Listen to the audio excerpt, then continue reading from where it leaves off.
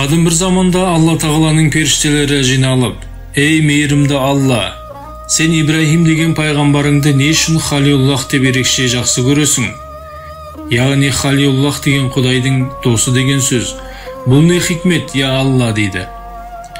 Сен сол құлыңды ерекше жақсы көріп Халилуллах деп атаған сайын, біз де оған ерекше ғашық болып барамыз.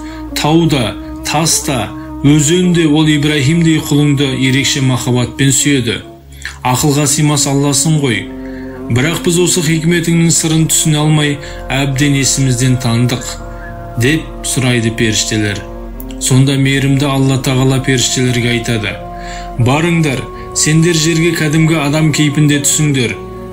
Бәлен жерде қой бағып жүрген Ибрахим пайғамбарды табасыңдар. Сосын оған мына таспихты айтыңдар, деп бұйырады.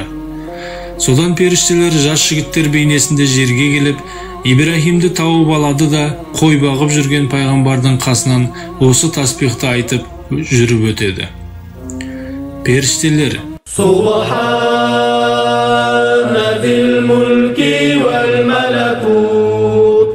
деп сұлу әуезбен бастағанда ақ, Ибрахим пайғамбар бұл не ғажап, өңім бе, түсім бе деп есінен танып құлап түседі.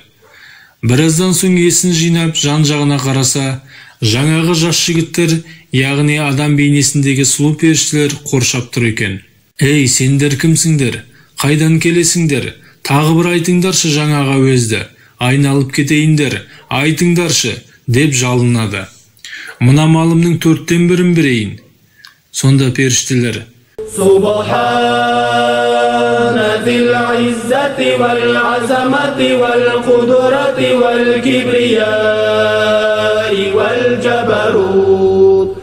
деп керемет әуенді ағытып қоя бергенде, Ибрахим Халилуллах тағы да ес түсінен айырылып талып қалады. Тағы есін жиып Ибрахим Халилуллах: айта беріңдерші, ей жандарым, малымның жартысын берейін, қайталаңдаршы, деп өтінеді. Сонда періштелер: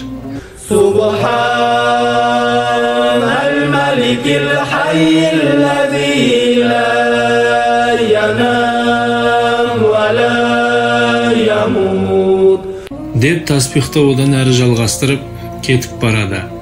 Сол кезде Ибрахим пайғамбар көзі жасқа толып, оларға: тоқтаңдар, енді малымның барлығын берейін сендерге, маған осыны үйретіп кетіңдер, деп соңдарына жас балаша дедектеп жүгіре жөнеледі.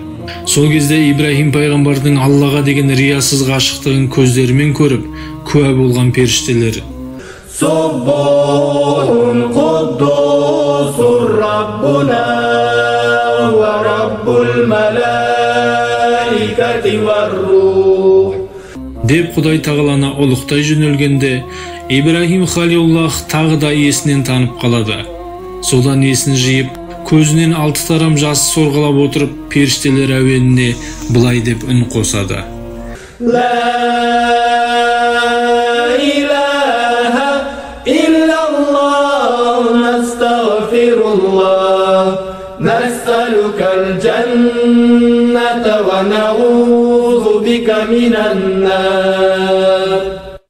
деп жалғастырып әкетеді. Осыны естігенде, енді періштелер оған таң қалып, Алланың Ибрахим алейхиссаламды не себепті Халилуллах, яғни сүйікті досым деп атайтынын түсінеді. Содан Ибрахим алейхиссалам бір таспихты үйреткені үшін қалған барлық малын оларға сыйлайтынын айтқан кезде, жаңағы жігіттер өздерінің періште екенін айтып, біз мал бөлікке мұқтаж емеспіз, деп өз әлеміне жөнеледі. Ал Ибрахим алейхиссалам болса, игі ниетін орындау үшін барлық есепсіз көп малын сарып қылып, Меккені тұрғызған дейді. Субхана зил мулки вал малакут, Субхана зил иззати вал азамати вал кудрати вал кибрияи вал джабарут, Субханал маликил хайил лази ла янам ва ла ямут, Суббухун Қуддусур Раббуна ва Раббул Малаикати والملائكة والروح لا إله إلا الله نستغفر الله نسألك الجنة ونعوذ بك من النار